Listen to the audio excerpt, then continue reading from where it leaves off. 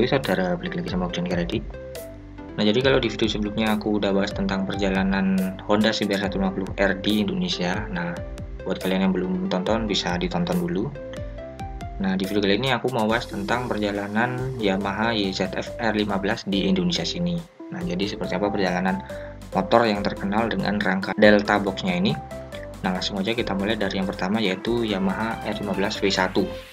Jadi Yamaha R15 V1 ini pertama kali diproduksi di India tahun 2008 ya kalau nggak salah. Nah, jadi waktu itu masuk ke Indonesia nggak secara resmi melalui Yamaha Indonesia, tetapi melalui importer umum.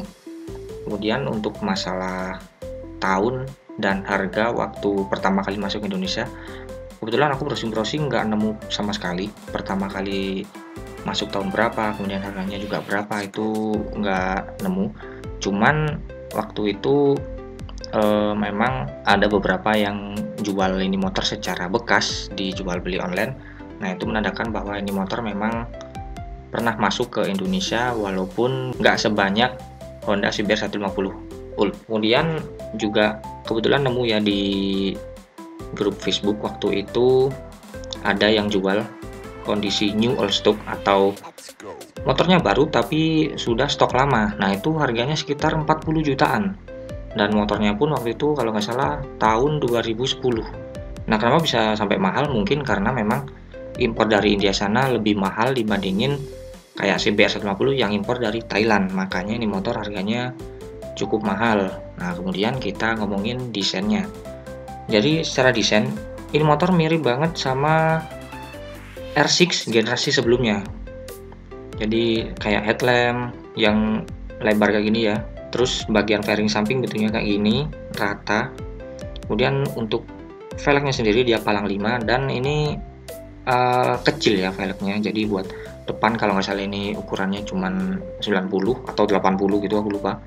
Kemudian untuk yang belakang dia ukurannya 100. Kalau nggak salah ini ukuran bannya mirip-mirip sama Vixion Ult. Nah, selain ukuran ban dan velgnya yang mirip seperti Vixion Ult, bagian belakang ini motor juga mirip banget sama Yamaha Vixion Ult. Tangkinya juga ya mirip-mirip. Jadi bentuknya kayak gini, stop lampnya, kemudian bodi belakangnya, spakbornya juga mirip-mirip Yamaha Vixion Ult. Bahkan swing armnya juga sama, setelan rantainya juga kayak gini. Kemudian bagian belakang sini perbedaannya dengan Vixion Ult adalah ada pada bagian behel atau hand grip. Kalau di Yamaha R15 V1 ini dia hand gripnya model tanduk atau terpisah, sedangkan di Vixion Ult dia model menyatu. Nah, bisa dilihat ini rangkanya dia sudah Delta Box. Kemudian ini bagian dari sebelah kiri. Nah, secara mesin dia mesinnya 150 cc SUHC 6 percepatan dengan power sekitar 16,8 HP kalau nggak salah. Nah, kayak gitu. Kemudian di bagian speedometer dia sudah menganut kombinasi digital dan analog. RPM-nya analog, bagian digitalnya ada speedometer, odometer, trimeter, filmeter, dan ada indikator lainnya seperti lampu netral, lampu sen, lampu jauh, cek engine, sama indikator suhu mesin. Nah, jadi kayak gini bentuknya. Kemudian sekitar tahun 2011 di India sana lahir generasi keduanya atau disebut Yamaha R15 V2. Nah, ini untuk di India sana ya tahun 2011.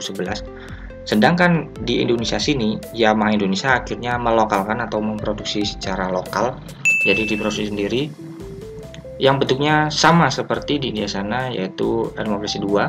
Bagian depan nggak ada yang berubah sama sekali, bagian headlamp sini. Kemudian bagian fairing samping, kalau secara kasat mata ini mungkin nggak begitu kelihatan ada perubahan, tapi kalau kita lihat secara detail sebenarnya ada perubahan di bagian fairing samping sini. Nah, bisa kita lihat di sini fairingnya kalau di R15 V2 ini dia semacam ada kisi-kisinya kayak gini. Kemudian juga dia layernya bertumpuk. Nah, jadi ada kayak fairing bertumpuk gini ya yang lebih sporty, lebih keren kalau menurutku. Kemudian perubahannya lainnya lagi ada pada ukuran velg. Selain ukuran juga bentuknya beda ya, palangnya masih sama-sama palang 5 tapi bentuknya beda. Untuk ukuran depan ini sekarang menjadi ukuran 90. Untuk velgnya kalau nggak salah 2,75, sedangkan velg bagian belakang sekarang juga lebih gede menjadi 3,5 in dengan ban ukuran 130. Dan yang berubah lainnya lagi yaitu pada bagian swing arm. Kalau sebelumnya swing armnya masih besi kotak biasa, sekarang dia sudah menjadi swing arm banana aluminium. Nah, ini bentuknya keren ya, sporty, mirip R6 kayak gini, keker banget. Kemudian perubahan lainnya lagi ada pada bagian belakang atau butut belakang. Sekarang dia gak mirip Vision Old lagi, sekarang dia malah mirip R6. Jadi kayak gini, joknya juga yang tadinya jok tandem sekarang menjadi jok split seat. Ini bagian belakang, lampunya juga sekarang berubah menjadi model LED dan spakbornya menjadi model gantung. Oh ya, untuk harganya sendiri, pertama kali ini motor meluncur di Indonesia itu harganya sekitar 29 jutaan. Jadi lebih murah ya dibandingin yang impor tadi yang harganya sekitar 40 jutaan. Ini produksi lokal cuman 29 jutaan. Kemudian secara spek mesin masih kurang lebih sama, nggak ada perubahan yang berarti, palingan cuman di settingan ECU atau injektor supaya lebih bisa bersahabat dengan BBM yang ada di Indonesia sini. Kemudian di bagian speedometer ini juga nggak ada perubahan sama sekali, masih sama seperti yang generasi pertama atau V1. Jadi kombinasi digital analog kayak gini ya sama sekali nggak ada perbedaannya. Nah, kemudian di tahun 2017 Yamaha R15 mengalami perubahan besar-besaran atau bisa disebut sebagai all new, yaitu all new Yamaha R15 V3.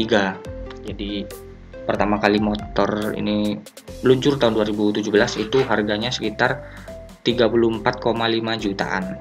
Nah, jadi ya seperti namanya all new, jadi semuanya ini benar-benar berubah dari desainnya, kemudian mesinnya, rangkanya juga perubahannya ada sedikit. Jadi kita lihat dari desain depannya dulu, ini benar-benar mirip kakak-kakaknya kayak Yamaha R1, R6, R25, mengadopsi bahasa desain kayak gini ya, mirip-mirip motor balap MotoGP-nya YZR M1 yang ada kayak air remnya di bagian tengah sini. Kemudian lampunya sipit dan dia sudah LED kayak gini. Kemudian shocknya sekarang dia sudah menjadi upside down dan ini pertama kali di kelasnya. Jadi kayak CBR 150, GSX 150 dia masih teleskopik, sedangkan R15 V3 ini dia sudah upside down. Oh ya, kemudian bentuk knalpotnya sendiri juga sekarang dia berubah. Dari awalnya dia memanjang ke belakang dan dia mountingnya ada di footstep bagian belakang atau footstep boncengan, sekarang dia footstepnya nempelnya di footstep bagian depan. Kemudian rangkanya masih sama model Delta Box. Kemudian mesin ini mengalami perubahan besar-besaran, sekarang sudah mengadopsi teknologi VVA atau Variable Valve Actuation, di mana pada RPM tertentu bukaan loop dari valve-nya atau dari klep-nya itu dia lebih gede yang menghasilkan power sebesar 19 HP. Kemudian ini ya sudah ada yang namanya assist slipper clutch, jadi mengurangi efek deselerasi. Dan velgnya pun sekarang juga berubah bentuknya menjadi Y palang 10, ukurannya juga lebih gede. Buat ukuran depan ini kalau nggak salah masih 2,75 atau 3 in ya, kalau nggak salah 2,75 ukuran 100. Sedangkan yang belakang ini sekarang menjadi 4 in, ukuran bannya 140. Ini terbesar di kelasnya, bahkan sama kayak kelas 250 cc di Indonesia sini ya. Kemudian swing armnya masih tetap model banana aluminium, cuman secara bentuk mengalami sedikit perubahan. Jadi kalau menurutku lebih gagah yang V2 ya daripada V3 ini. Kemudian footstepnya sekarang juga menjadi model knockdown dibandingin sebelumnya yang model paten atau langsung nancep di bagian rangka. Kemudian tankinya sekarang juga lebih gede, dia sekarang menjadi model cover. Jadi tangki sebenarnya ada di bagian dalam. Kemudian buntutnya juga sekarang berubah, dia sama-sama LED, terus bodi belakangnya dia mirip-mirip kayak kakak-kakaknya yaitu R6 R1 yang generasi terbaru. Kemudian bentuk spakbornya juga berubah, dia jadi sedikit lebih pendek dibandingin yang V2 kayak gini. Kemudian di bagian speedometer dia juga berubah total, sekarang dia menjadi full digital, jadi semuanya dari RPM, kemudian speedometer, filmeter, kemudian ada gear indikator juga, ada ini ya, apa sih namanya, shifting light, kemudian ada banyak juga informasi-informasinya seperti UDU, trip, kemudian konsumsi BBM rata-rata kayak gini, kemudian indikator lainnya seperti lampu netral, lampu jauh, lampu sen, cek engine sama indikator suhu, semuanya juga ada. Nah, jadi kayak gini ya perubahannya ada banyak banget, makanya disebut all new. Kayak yang aku sebutin tadi, ini suspensinya sekarang udah suspensi upside down dari Kayaba, kemudian assist slip clutch, dan ada hazardnya. Dan motor ini sekarang harganya di tahun 2020 ini di Malang sini sekarang kalau nggak salah udah tembus 40 jutaan, nggak tahu kalau di Jakarta sana sekarang berapa, karena memang antara Jakarta sama di Malang sini biasanya motor-motor ini selisihnya bisa sampai 1,5 jutaan, mungkin karena pajaknya sendiri juga berbeda ya tiap daerah.